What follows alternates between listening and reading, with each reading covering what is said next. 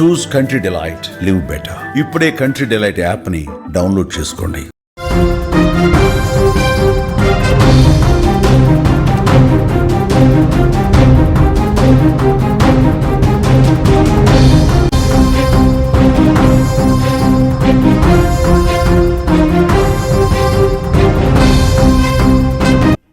Breaking news చూస్తున్నాం. విజయవాడలో దారుణం జరిగింది. ఇంటి యజమానిని పని మనిషి చంపేసింది.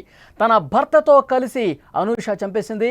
హత్య అనంతరం బంగారంతో పారిపోయింది. 3 రోజుల క్రితమే పనికి కుదిరింది అనూష.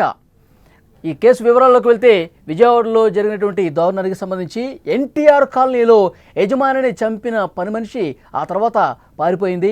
పనికి కుదిరిన కేవలం 3 రోజులకే యజమానిని హత్య చేయటం సంచలనం సృష్టిస్తోంది. హత్య చేసిన పని మనిషి అనూష అనే మహిళగా గుర్తించారు. ఆమె భర్తతో కలిసి దారుణానికి పాల్పడింది.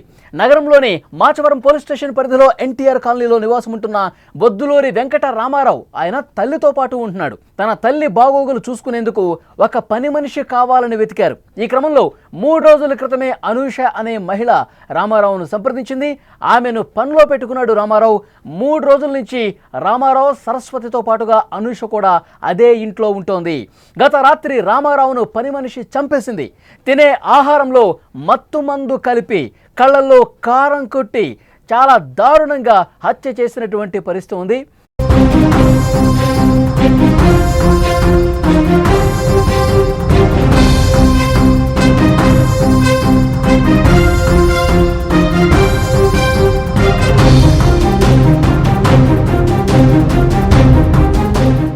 ఇదే విషయానికి సంబంధించి మరింత ఇన్ఫర్మేషన్ తెలుసుకునే ప్రయత్నం చేద్దాం. మా ప్రతినిధి సాయి ఫోన్ లైన్లో సిద్ధంగా ఉన్నారు. సాయి, పని మనిషే యజమానిని దారుణంగా కళ్ళల్లో కారం కొట్టి చాలా దారుణంగా చంపేసినట్టుగా తెలుస్తోంది. అసలు ఏంటి ఈ డీటెయిల్స్? దాంతోనే ఆవిడ ఇంట్లో కేర్ టేకర్ గా చేరినట్టుగా పోలీసులు అనుమానిస్తున్నారు. ఎందుకంటే ఆ ఇంట్లో ఎవరెవరు ఉంటున్నారని చూసుకున్నారు. అక్కడ వృద్ధురాలు మాత్రం ఉంటుంది. అంటే చనిపోయిన రామారావుకి సంబంధించిన తల్లి ఆవిడ 95 వయసు అంటున్నారు. సో ఆవిడ కేర్ టేకర్ కావాలి. అలాగే చనిపోయిన వెంకటరామారావుకి వయసు కూడా 70 సంవత్సరాలు ఉంటాయి. సో వాళ్ళ కూతురు చెన్నైలో ఉంటుంది. సో ఇవన్నీ నేపథ్యంలో చూసుకుని ఇంట్లో ఎవరు లేరు, ఒంటరిగా ఉన్నారని చూసుకున్నా అని ఇంట్లో గ్రహించి ఇంట్లో కేర్ టేకర్ గా ఉండడానికి ఈవిడ వచ్చినట్టుగా కూడా పోలీసులు అనుమానిస్తున్నారు. అయితే ముందస్తుగా అంటే ఈ వెంకటరామారావు సంబంధించిన ఇన్ఫర్మేషన్ మొత్తం కూడా ముందస్తుగా తీసుకుందా, లేదా ఇంట్లో కేర్ టేకర్ గా ఉన్న సమయంలో ఎవరు పట్టించుకోవట్లేదని పకడ్బందీగా ప్లాన్ వేసిందా అనే విషయంలో పోలీసులు దర్యాప్తు చేస్తున్నారు. ఏదోనప్పటికీ కేవలం అంటే కేర్ టేకర్ గా చేరి కేవలం 3-4 రోజుల వ్యవధి కూడా కాకముందే ఇంట్లో యజమాని చంపేసి ఇంట్లో బంగారం తీసుకువెళ్తుంది అంటే పక్కాగా పోనీ ఈ మొక్కతే చేసిందంటే అనుకోవచ్చు. ఇంట్లో ఆ చంపేసిన అంటే ఏదైతే హతురాలు ఉందో హతురాలతో పాటు సహకరించిన మరొకరు అంటే ప్లాన్ గా ఇంట్లో చేరిన మొదటి రోజే ఈ ప్లాన్ వేసి ఉండొచ్చు అని చెప్పి పోలీసులు అనుమానిస్తున్నారు. ఎందుకంటే అప్పటికప్పుడు చేసిన ప్లాన్ కాదు. ఎందుకంటే ఆవిడ చంపిన విధానం చూస్తుంటే అత్యంత దారుణంగా ఉంది.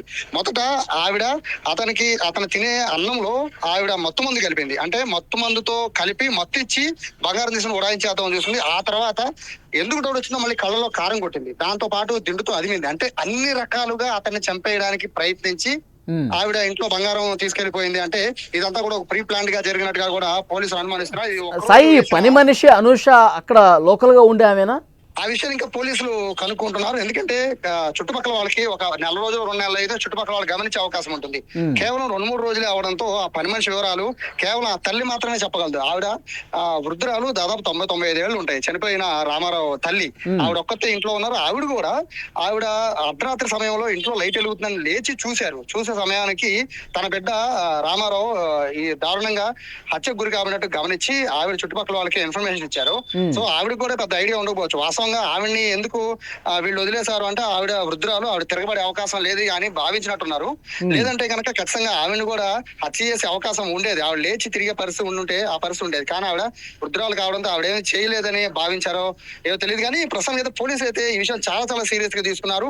ఇంట్లో పని మనిషిగా జాయిన్ అయ్యి కేర్ టేకర్ గా జాయిన్ అయ్యి కేవలం 3-4 రోజుల వ్యవధిలోనే ఇంట్లో ఉన్న విషయాలన్నీ తెలుసుకొని అత్యంత దారుణంగా హతమార్చడం అనేది పోలీసులు చాలా సాయి, కళల్లో కారం కొట్టారు. ఇంకా బలమైన గాయాలు ఏమైనా ఉన్నాయా శరీరం మీద? పోలీసులు ఏమన్నా చెప్తున్నారా? పోలీసులు చేసిన ఎంక్వైరీ ప్రకారం అయితే అంటే ప్రస్తుతానికి అయితే ఈ ఫస్ట్ ఫోరెన్సిక్ కి పంపిస్తూ ఉన్నారు. అక్కడ ఉన్న వస్తువులన్నింటినీ కూడా క్రూజ్ టీమ్ వచ్చి మొత్తం అంతా ఎంక్వైరీ చేస్తున్నారు.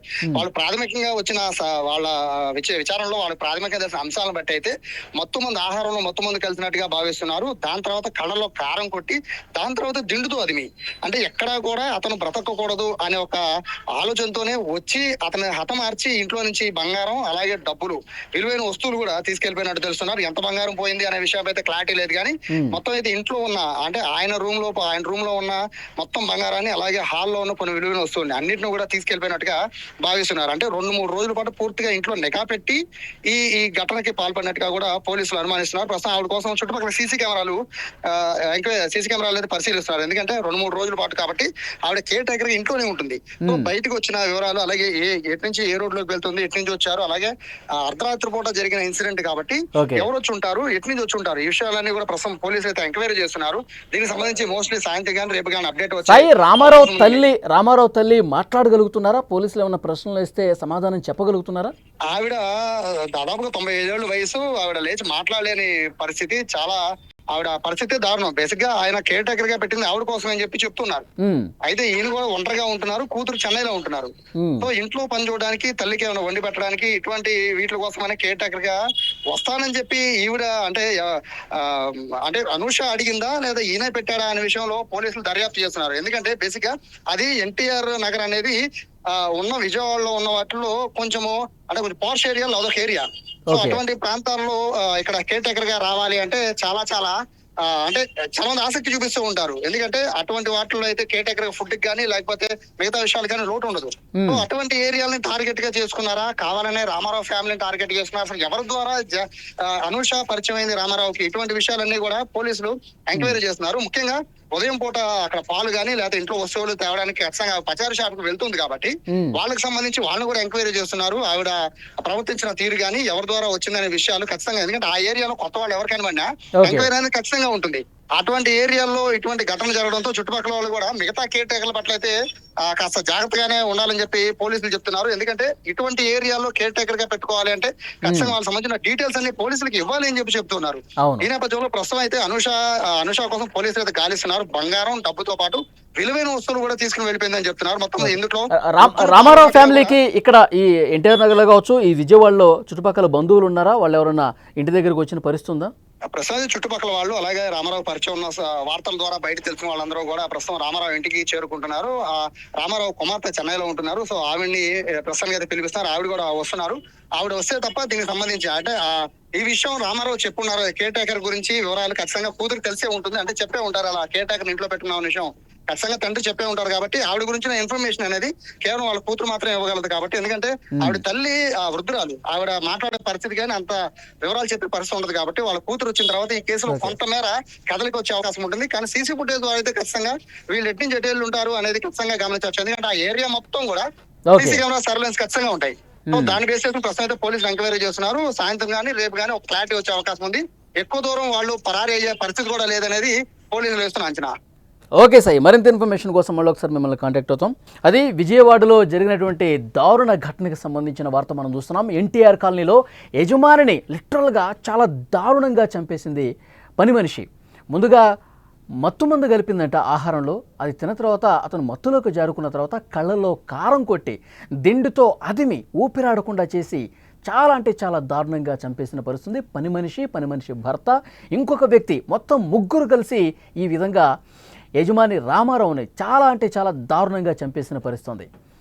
యాక్చువల్గా ఈ ఘటన జరిగే పరిస్థితి ఒక్కసారి మనం చూస్తే కనుక కేవలం 3 రోజులే ఆమె పనిలో జాయిన్ అయింది. 3 రోజులే, 3 రోజుల పాటు పూర్తిగా రెక్కి చేసింది. ఇంట్లో చాలా బాగా నటిస్తూ ఎక్కడెక్కడ ఏమున్నాయి, విలువైన వస్తువులు ఏమున్నాయి, బంగారం ఎక్కడ దాచిపెడతారు, ఎంత బంగారం ఉంది, డబ్బులు ఎంత ఉన్నాయి, ఇవన్నీ కూడా చూసుకుని సమయం చూసుకుని భర్త ఇంకొక వ్యక్తి సాయం తీసుకుని ముగ్గురు వచ్చి అర్ధరాత్రి సమయంలో దారుణంగా యజమాని రామారావును చంపేసిన పరిస్థితుంది. రామారావు తల్లి వృద్ధురాలు, 90 సంవత్సరాలు పైగా ఉంటాయి. ఇప్పుడు మా ప్రతినిధి సాయి చెప్పినటువంటి సమాచారం మేరకు అర్ధరాత్రి సమయంలో ఏంటి లైట్ వేస్తుంది, ఏదో జరిగింది, ఏదో సౌండ్ వస్తుంది ఏంటి అని చెప్పి ఆమె ఉలికిపాటు గురై చూస్తే విగత జీవిగా పడి ఉన్నాడు తన కొడుకు రామారావు. సో అతని ఫోటో కూడా మీరు స్క్రీన్ మీద చూస్తూ ఉన్నారు. పోలీసులు ప్రస్తుతం కేసు నమోదు చేసుకున్నారు. బంగారం డబ్బు పోయినట్టుగా గుర్తించారు. చెన్నైలో రామారావు కుమార్తె చెన్నైలో ఉంటుంది. అయితే ఈమెని పనికి ఎవరు కుదిరించారు? ఈ 3 రోజులే అవుతుంది. రామారావే స్వయంగా కేర్ టేకర్ కావాలి తల్లిని చూసుకోవడం అని చెప్పి ఈయన ఎవరి రిఫరెన్స్తో ద్వారా అయినా విజయవాడలో ఉంటున్న ఒక మహిళని పనికి పెట్టుకున్నాడా, లేకపోతే చెన్నైలో ఉంటున్నటువంటి కుమార్తె ఆమె చెప్పిన వాళ్ళని ఈయన ఏమన్నా కేర్ టేకర్గా ఇక్కడ పెట్టుకున్న పరిస్థితి ఉందా? సో ఏం జరిగింది అనేది కూడా పోలీసులు ప్రస్తుతం దర్యాప్తులో కీలక విషయాలు బయటకు వస్తున్నాయి. కానీ పోలీసులు చాలా సీరియస్గా చెప్తున్నారు, మీరు కేర్ టేకర్స్గా పెట్టుకునేటప్పుడు అత్యంత జాగ్రత్తగా ఉండాలి. ఎందుకంటే ఇక్కడ ఇద్దరు వృద్ధులే కనిపిస్తున్నారు. ఇద్దరు కూడా వయసు ఎక్కువ ఉంటుంది, 70 సంవత్సరాలు ఉంటాయి. తల్లి కూడా 90 సంవత్సరాలుగా పైగా ఉంటారు. సో వాళ్ళ కుమార్తె కావచ్చు, కుమార్తె ఫ్యామిలీ కావచ్చు, విజయవాడలో ఉండరు, చెన్నైలో ఉంటారు. సో ఇక్కడ వీళ్ళు బాగోగులు వీళ్ళే చూసుకోవాల్సిన పరిస్థితి. వృద్ధురాలుగా ఉన్నటువంటి తల్లిని చూసుకోవడానికి ఒక కేర్ టేకర్ ఉండాల్సిన అవసరం ఉంది. కాబట్టి ముక్కు మొహం తెలియని వాళ్ళు, అంతగా పరిచయం లేని వాళ్ళు, సరైనటువంటి తెలియని వాళ్ళని పెట్టుకుంటే ఎలాంటి దారుణాలు వెలుగు చూడాల్సి వస్తుంది, ప్రాణాల మీదకి వస్తుంది అనేది కూడా ఈ ఘటన రుజువు చేసిన పరిస్థితి. పోలీసులు ఒకటే చెప్తున్నారు, ఎన్టీఆర్ నగర్లో చాలామంది కూడా కేర్ టేకర్స్ను పెట్టుకుంటూ ఉంటారు. కొంత ఖరీదైనటువంటి ఇళ్ళు ఉంటాయి, వస్తువులు ఉంటాయి, కొంత పాష్గా ఉన్న ఏరియాకి సంబంధించి అక్కడ వాళ్ళ ఫ్యామిలీస్ ఉంటాయి. కాబట్టి కేర్ టేకర్స్ విషయంలో చాలా జాగ్రత్తలు తీసుకోవాల్సినటువంటి అవసరం ఉంది. ఒకవేళ ఎవరో అనామకుల్ని పెట్టుకుంటే గనక, వాళ్ళ బ్యాక్గ్రౌండ్ ఏంటో తెలియకుండా పెట్టుకుంటే గనక, వాళ్ళ మనస్తత్వాలు ఏంటో తెలియకుండా పెట్టుకుంటే గనక ఇలాంటి దారుణమైన పరిస్థితులే చూడాల్సిన అవసరం ఉంటుంది. కాబట్టి చాలా జాగ్రత్తగా మీరు వ్యవహరించండి అని చెప్పి ఆ కాలనీ వాసులు కూడా ప్రస్తుతం పోలీసులు చెప్తున్నారు. ఇన్వెస్టిగేషన్ అయితే చాలా సీరియస్గా జరుగుతుంది. సీసీ ఫుటేజ్ పరిశీలిస్తున్నారు. ఈ 3 రోజుల్లో ఈ అనూష అనే ఆమె ఎక్కడి నుంచి వస్తుంది, ఎటు నుంచి పోతుంది, తర్వాత ఈ ఇంటి దగ్గర చుట్టుపక్కల కిరాణా షాపులకి వెళ్ళుంటుంది కదా. సో ఆమెకు సంబంధించి కిరాణా షాపు యజమానులతో వాళ్ళకి కొద్దిగా ఈ 3 రోజుల వ్యవధిలో పరిచయం ఏర్పడుతుంది. మీరు ఎక్కడి నుంచి వస్తున్నారు, ఏ ఇంట్లో ఉంటున్నారు, ఇవన్నీ కూడా తెలిసి ఉంటాయి. సో డెఫినెట్గా కాంటాక్ట్ లిస్ట్ కూడా పరిశీలిస్తూ ఉన్నారు. ఎవరి ద్వారా ఈమె కేర్ టేకర్గా వచ్చింది కూడా చూస్తూ ఉన్నారు. సో ఈ సాయంత్రం వరకు క్లారిటీ వచ్చే అవకాశం అయితే కనిపిస్తుంది. పెద్ద మొత్తంలో డబ్బు తీసుకుపోయింది, నగలు తీసుకుపోయింది, ఇంకొన్ని విలువైన వస్తువులు కూడా దోచేసుకుని పారిపోయినట్టుగా తెలుస్తోంది. సో ఒక్క రోజే గడుస్తుంది కాబట్టి, గత రాత్రే జరిగింది కాబట్టి, కొన్ని గంటలే గడుస్తుంది కాబట్టి పారిపోతే ఎంతో దూరం పారిపోరు. అనేక బృందాలుగా పోలీసులు కూడా ఏర్పడి వీళ్ళ కోసం సీరియస్గా గాలింపు చర్యలు కొనసాగుతున్నాయి. రామారావుతో పరిచయం ఉన్నవాళ్ళు, విజయవాడలో ఉంటున్న వాళ్ళందరూ కూడా ఒక్కొక్కరుగా ఈ వార్త తెలిసిన వెంటనే ఇంటి దగ్గరికి వచ్చి విచారం వ్యక్తం చేస్తున్నటువంటి పరిస్థితి కనిపిస్తుంది. ఎంత దారుణం చూడండి. పని మనిషిగా అవకాశం ఇచ్చి ఇంట్లో తన తల్లికి కేర్ టేకర్గా ఉండి బాధ్యతలు చూసుకుంటుందని భావించి పెట్టుకుంటే ఇలాంటి దారుణమైన పరిస్థితులు, మనుషుల మనస్తత్వాలు చూడండి. ఇంట్లో ఉన్నటువంటి విలువైన వస్తువులన్నీ కూడా చోరీ చేసి, కేవలం చోరీ చేసేందుకే కేర్ టేకర్గా జాయిన్ అయినట్టుగా కనిపిస్తోంది. భర్త సాయం తీసుకుంది, ఇంకొకడు సాయం తీసుకొని ముగ్గురు కలిసి చాలా దారుణంగా చంపేసి వెళ్ళిపోయారు. సో ఈ సాయంత్రం వరకు కేసుకు సంబంధించి పురోగతి వస్తుంది. ఆమె ఎవరి ద్వారా వచ్చింది, ఎంత దోచేసింది, అక్కడ చంపే సమయంలో ఏం జరిగింది, ఇవన్నీ డీటెయిల్స్ ఈ సాయంత్రం వరకు పోలీసులు అందించే అవకాశం ఉంది.